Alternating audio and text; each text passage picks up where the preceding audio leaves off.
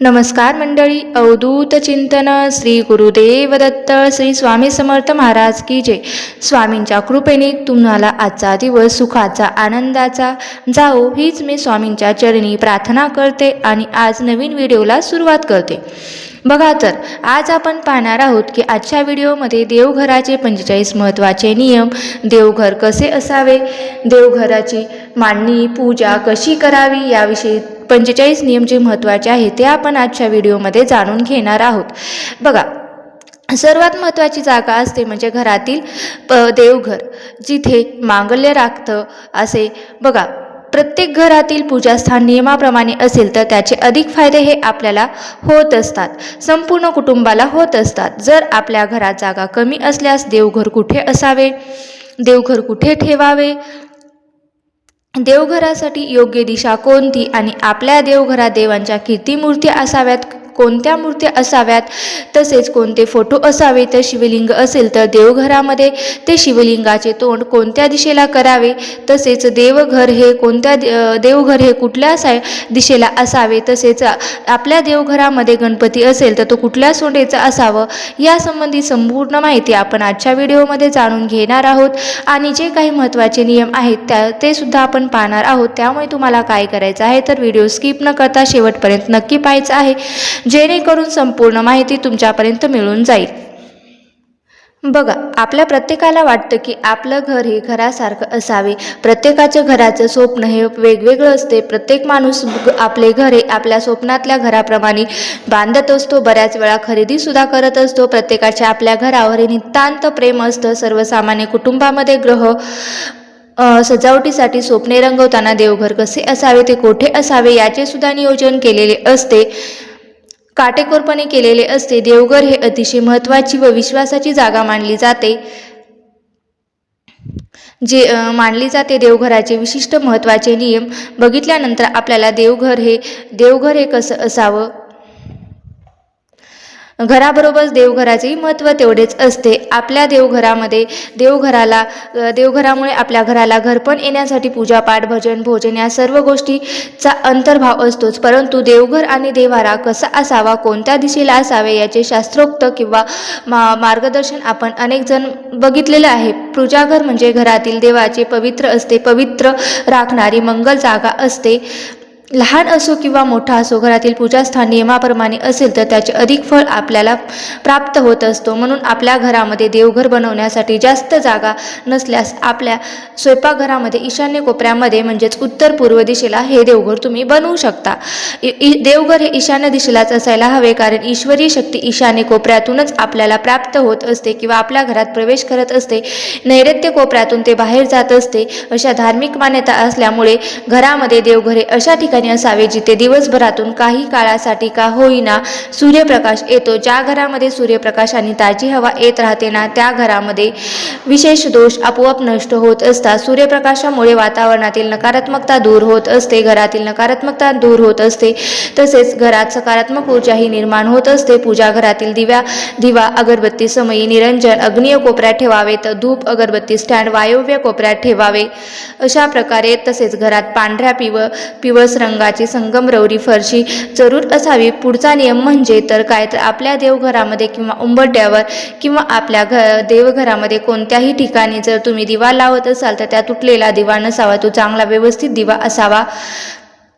आपल्या देवघरामध्ये दिवा लावणे ही खूप महत्त्वाची गोष्ट आहे। जेव्हा आपण देवघरामध्ये दिवा लावून एखादी पूजा सेवा किंवा उपाय करतो तर तो दिवा ती सेवा देवापर्यंत पोहोचवण्याचं काम करत असतो आणि हा दिवा अग्नीतला साक्षी असतो, म्हणून तो अखंड तेवत असायला हवा। यासोबतच दिवा सुद्धा चमटलेला किंवा फुटलेला नसावा, चांगला असावा। तर तुटलेला दिवा आपण आपल्या देवघरात लावला तर तुमची कोणतीही इच्छाही अपूर्ण राहत असते, पूर्ण होत नाही। याशिवाय माता लक्ष्मीचा कोप होतो। पुढचा तो नियम आहे तो म्हणजे आपल्या देवघरामध्ये कधीही एका देवतेचे 2-2 फोटो असू नयेत किंवा मूर्त्या ठेवू नयेत, हे चुकीचं आहे। ज्यामध्ये 2 शिवलिंग हे कधीच आपल्या देवघरामध्ये ठेवू नये. तसेच गणपती बाप्पाच्या 2 मूर्ती असतील तर ते सुद्धा आपल्या देवघरामध्ये कधीच ठेवू नयेत. म्हणजे जे काही 2 फोटो किंवा मूर्ती आहेत ते आपल्या देवघरामध्ये कधीच ठेवायच्या नाहीत. तुम्ही जे शिवलिंग जे असतात ना ते कधीच देवघरामध्ये ठेवू नयेत असे अशुभ मानले जाते. पुढचा नियम म्हणजे देवपूजा करताना नेहमी करंगळी जवळच्या बोटानेच म्हणजेच अनामिकेने गंध लावावा. देवघरात कमीत कमी मूर्ती किंवा फोटो देवी देवतांचे फोटो असावेत. आता कमीत कमी की देवी देवतांचे फोटो असावेत. मग कोणत्या देवतांचे फोटो आपल्या घरात असावे, कोणत्या क्रमाने लावावे?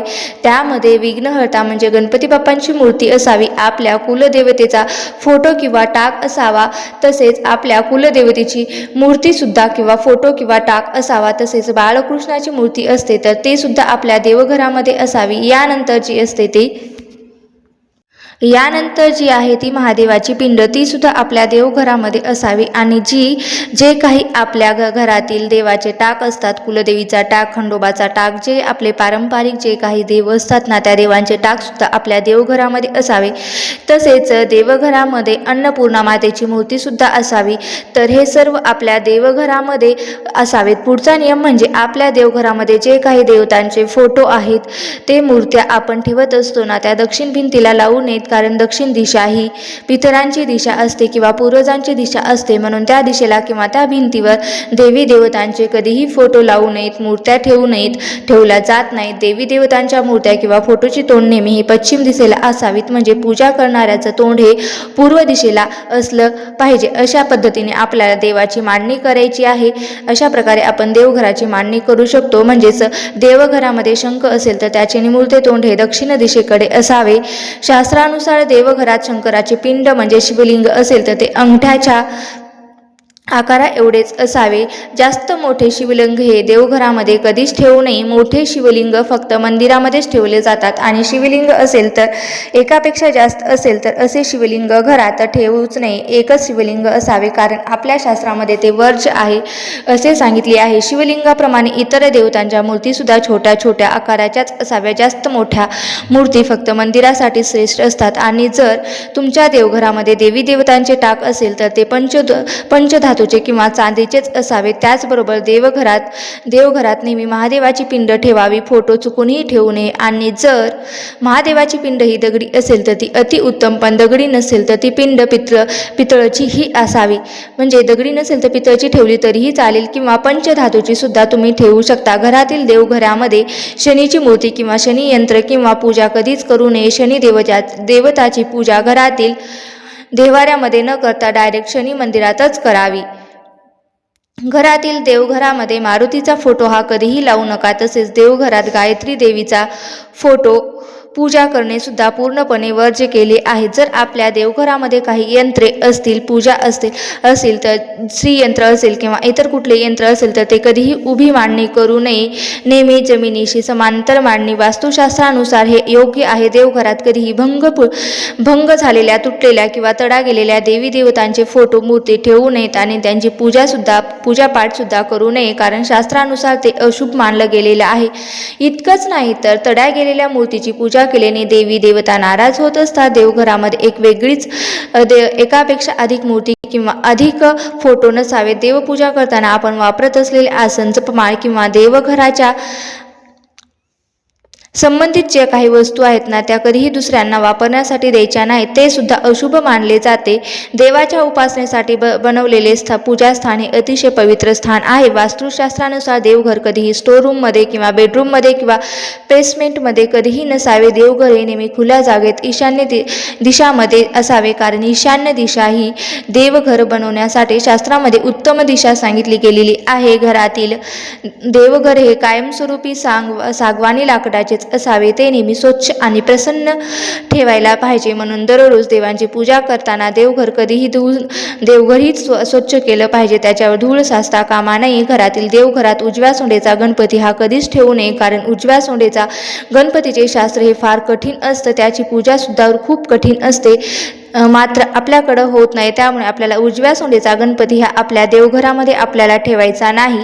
बघा, त्यामुळे काय होतं तर आपल्याला बराच दोष लागतो. म्हणून देवघरात नेहमी डाव्या सोंडीचाच गणपती ठेवावा. भरपूर लोकांचा गैरसमज आहे की महादेवाची पिंड ही तुळशीमध्ये असावी, पण महादेवाची पिंड तुळशीमध्ये कधीच नसावी. कारण तुळशीमध्ये शालिग्राम असतो. शालिग्राम म्हणजे हे भगवान महाविष्णूचे प्रतीक आहे. त्यामुळेच आपल्याला तुळशीमध्ये शालिग्राम ठेवायचा असतो. ते शुभ मानले जाते आणि तिथे चुकूनही महादेवाची पिंड हे ठेवू नये. जर तुम्ही ठेवली असेल तर ते लगेच काढून घ्या. त्या महादेवाच्या पिंडीवर कधीच नाग नसावा. शिवाय महादेवाच्या पिंडीसोबत नंदी सुद्धा नसावा. फक्त महादेवाची पिंडच असावी. नंदी हा नेहमी महादेवाच्या मंदिराच्या बाहेर असतो, तो देवघरात नसतो. शिवलिंग ठेवण्यासाठी उत्तम दिशा म्हणजे उत्तर दिशा आहे. म्हणजेच काय तर पिंडीचे जे निमुळते तोंड असते ना, तर ते तुम्हाला उत्तरेकडे असावे. कारण उत्तर दिशा ही भगवान शिवशंकरांची आवडती दिशा मानली जाते. आपल्याला आपले कुलदेवता किंवा कुलदेवी माहीत असणे हे सुद्धा फार महत्त्वाचे आहे.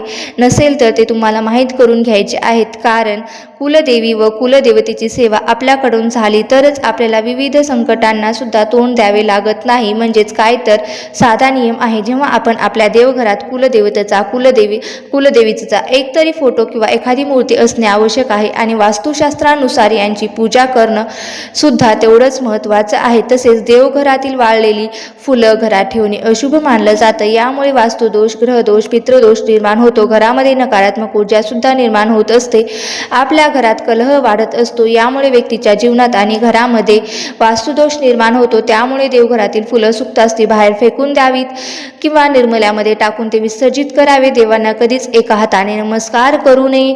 किंवा आपण देवघरात जी समई किंवा निरंजन लावतो किंवा जो दिवा लावतो त्यामध्ये तेल किंवा तूप एकत्र कधीच घालू नये. तेलाचा दिवा हा सेपरेट असावा आणि तुपाचा दिवा हा सुद्धा सेपरेट असावा. म्हणजेच काय तर नेहमी वेगवेगळा असावे. तसेच देवघरामध्ये दिवा लावताना एका दिव्याला दुसरा दिवा लावून कधीच पेटवायचं नाही. कारण ते सुद्धा अशुभ मानलं जातं. कधीही 3 वाती लावायच्या नसतात. 1 किंवा 2 वाती लावायच्या असतात.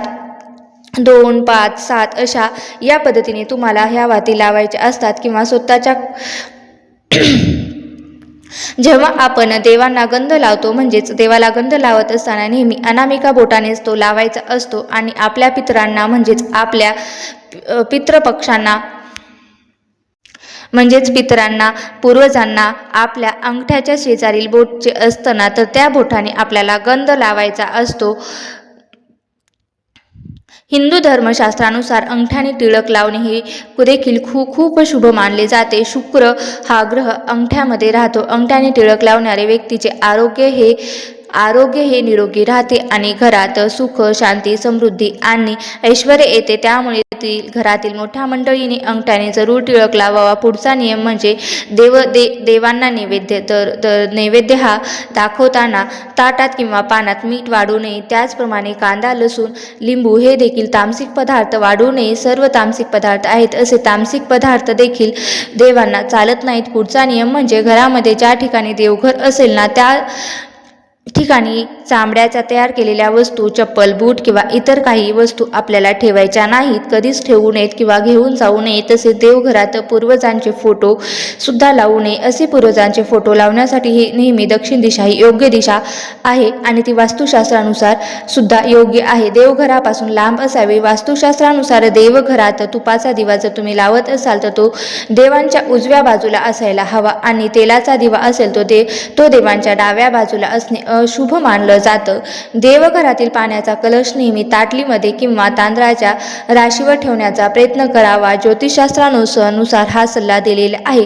वास्तुशास्त्रानुसार घरात कलश ठेवल्यास घरात वास्तुदोष निर्माण होत असतो, तो कमी होत असतो आणि एखाद्या प्लेटमध्ये असावा. आपल्या घरामध्ये देवघर असेल तर ते दररोज सकाळी किंवा संध्याकाळी पूजा करणे फार आवश्यक आहे. पूजा करताना घंटी सुद्धा वाजवणे फार आवश्यक आहे. तसेच संपूर्ण घरात घंटानाद करावा. असे केल्याने घरातील नकारात्मक ऊर्जा आहे ना ती, तसेच इडापिडा, अलक्ष्मी दूर होऊन घरात सकारात्मक ऊर्जा वाढत असते. आणि पुढचा जो नियम आहे तो म्हणजे देवांचे सापडलेले फोटो किंवा एखादी नाणी ते कधीही आपल्या देवघरात ठेवू नये किंवा तुम्ही दुसऱ्यांना गिफ्ट म्हणून देवाचे फोटो किंवा नाणी दिलेली असतील तर ते सुद्धा आपल्या देवघरामध्ये ठेवू नये, कारण अशा देवांची केलेली पूजा ही आपल्याला लागू पडत नाही. ज्याने तुम्हाला हे फोटो किंवा नाणे दिलेले आहेत तर त्याला हे पूजा लागू होत असते. म्हणून दुसऱ्याने दिलेले आपल्याला हे पाळायचं आहे. तसेच महत्त्वाचा नियम पाळायचा आहे. देवघराच्या बाबतीत असे नियम महत्त्वाचे पाळायचे आहेत. अत्यंत महत्त्वाची माहिती मला तुमच्यापर्यंत शेअर करायची होती. तुम्हाला जर ही माहिती आवडली असेल तर नक्की लाईक करा, शेअर करा आणि चॅनलवरती नवीन असाल तर सबस्क्राईब करायला विसरू नका. धन्यवाद. श्री स्वामी समर्थ. जय जय स्वामी समर्थ. अशा प्रकारे वास्तुशास्त्रानुसार आपले देवघर कसे असावे, देवघराचे महत्त्वाचे 45 नियम, तसेच देवाची मांडणी पूजा कशी असावी हे संपूर्ण आपण आजच्या व्हिडिओमध्ये पाहिलेला आहे. व्हिडिओ कसा वाटला नक्की मला कमेंट करून सांगा. व्हिडिओ जर आवडला असेल तर नक्की लाईक करा, शेअर करा आणि चॅनलवरती नवीन असाल तर सबस्क्राईब करायला विसरू नका. धन्यवाद. श्री स्वामी समर्थ. जय जय स्वामी समर्थ.